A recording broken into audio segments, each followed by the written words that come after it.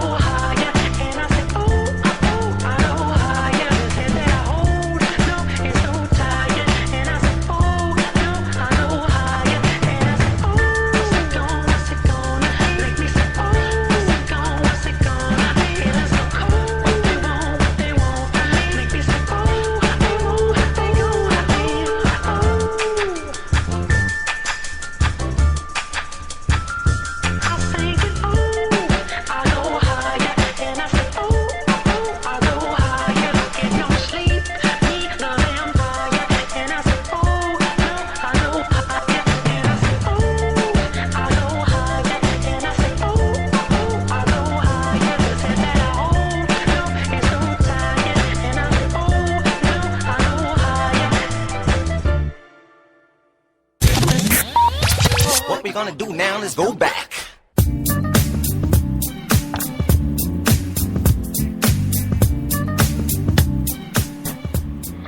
And welcome back to the Spicy Sports Show with Sam Sherrod on Spreaker Radio, coming to you live from Gaithersburg, Maryland. Last time I'm going to come back from here. It's going to be a great last segment. Football all over the place, from college, NFL, and football overseas. And by football, I mean soccer. Mixing with a NASCAR segment. Weird. But hey, again, like I said, the college football season is going to start up this week. And man, it's probably going to be one of the most open competitions for the national championship in a long time. Obviously, number one, Alabama is trying to go for the three-peat, 4 national titles in 5 years. Man, that's going to be really exciting to watch for the most part.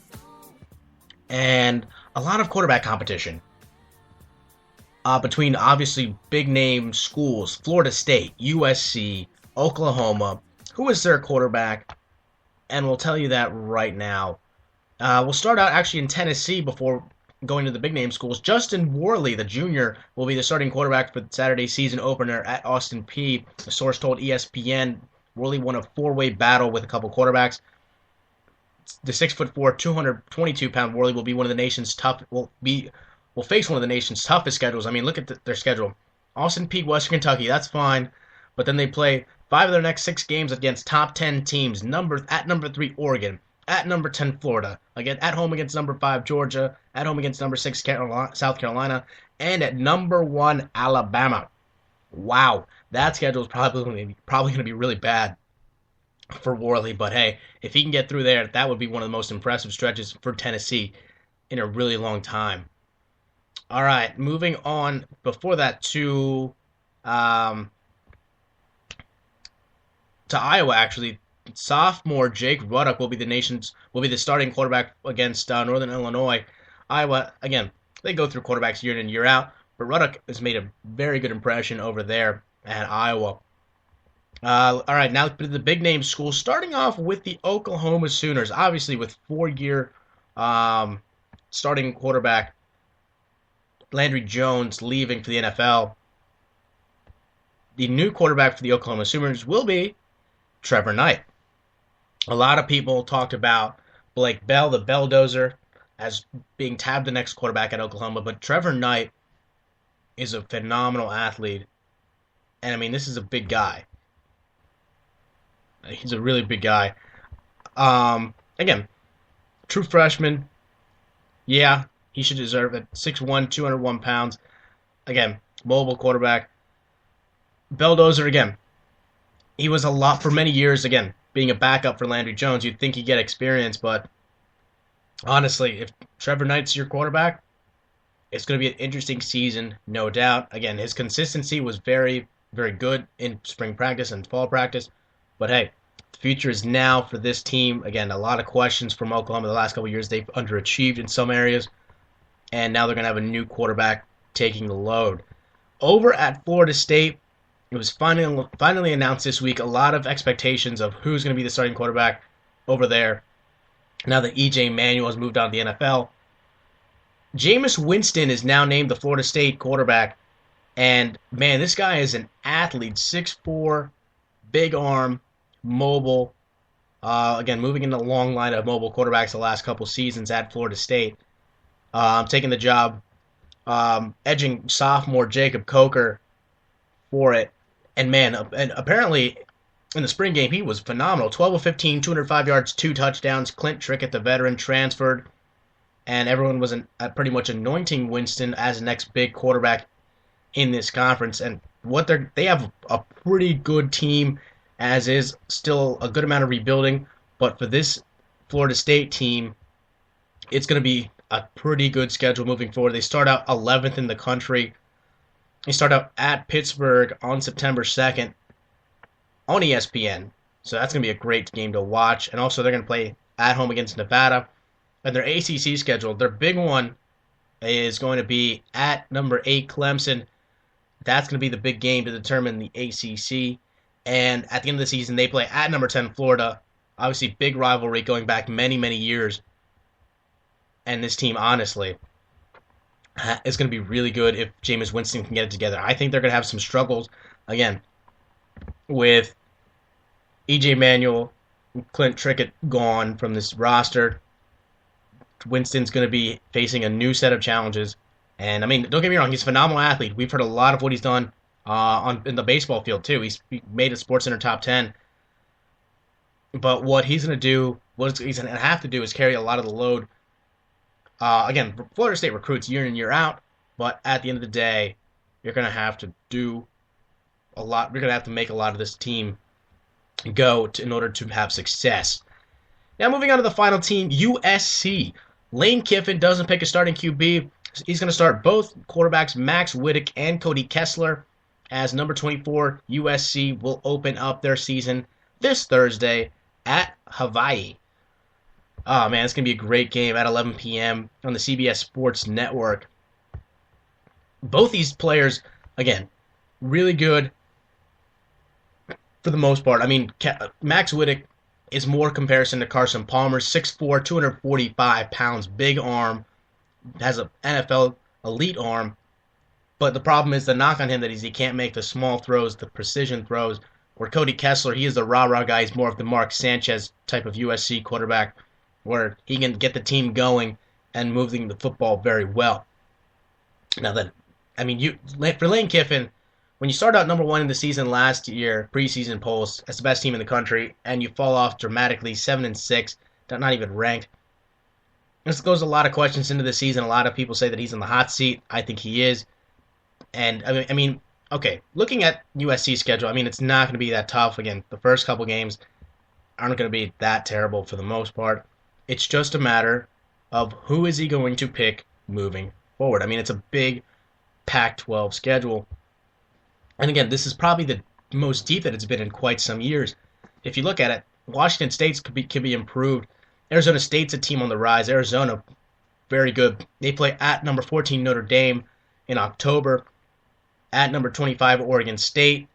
They get Stanford at home and UCLA at home. So, I mean, if this roster, they could win 10 games. They have the potential to win 10 games this season, but it's going to be really, really hard for the Trojans if they just have two quarterbacks. Personally, what I've been hearing is that Cody Kessler is more the guy to start at USC. Obviously, Max Whittick seems to be groomed for this coming from Mater Dei High School. And obviously, everyone knows Mater Dei High School quarterbacks going to USC and then translating on to the NFL. But at USC, Mater Dei quarterbacks have been phenomenal, and Max Whittick's a product of that.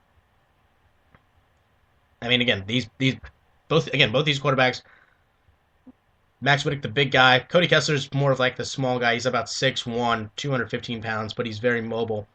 And he can pump the team up. So we'll see what happens with that. Very exciting stuff in college football from there. Moving on to the SEC. Johnny Manziel, the second team in the second team preseason polls as the second quarterback in that conference, behind Aaron Murray and ahead of A.J. McCarron. My thoughts, really, I mean, I think what people are assuming is that people have the knock against Johnny Manziel for what he's done in the offseason. I would say it goes even deeper than that maybe he might not even play this season with the NCAA allocations moving forward. But I don't know what's going to happen with that. Obviously, we know the NCAA's record for trying to keep things pretty well ahead of the game, but they really don't. And for Manziel, I mean, this is more motivation for him. I mean, they start the season off at Rice. We all know that. And then moving forward, they're going to have a tough schedule in the midsection at the end. And I think the knock on Manziel, I mean, let's put it this way. I mean, he lost a lot of talent last year. Ryan Swope was his best receiver, and he graduated. Jokel went off to the NFL. A lot of offensive line issues. Can Johnny Manziel do what he did last year? I mean, he had those big name players. Evans is going to be the big guy, 6'5", 200 plus pounds. Great physical receiver, can get up and get the ball from the air. And yeah, this guy is going to be great. But how great will he be? Personally, I think he's going to have a down year. I think they're going to have a 9-win season. I mean, let's look at the schedule as I try to pull it up a little bit. But, I mean, this team, I think, has the potential to slip.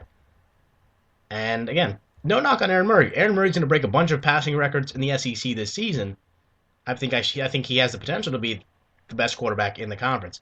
All right, as we look at it, Rice and Sam Houston State, obviously. I think they're going to win that, no problem. Their big test is September 14th, as it's been talked about for months now, at home against number 1 Alabama, and we all know what happened last year down in Tuscaloosa.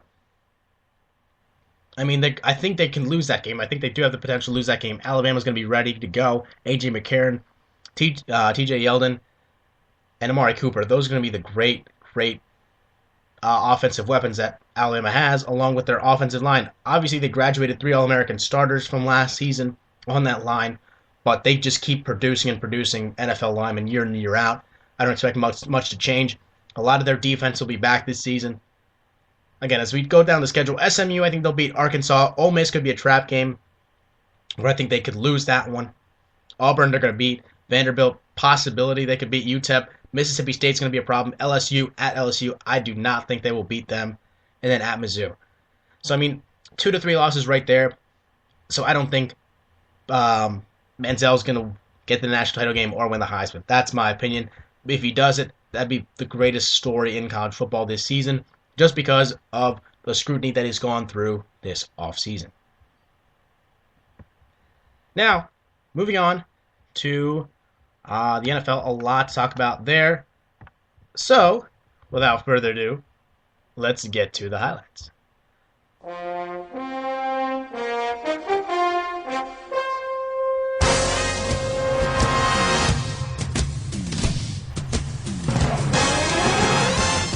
All right, let's get to some NFL preseason action. Looking at the scoreboard right now, the Saints top the Texans 31-23. Again, school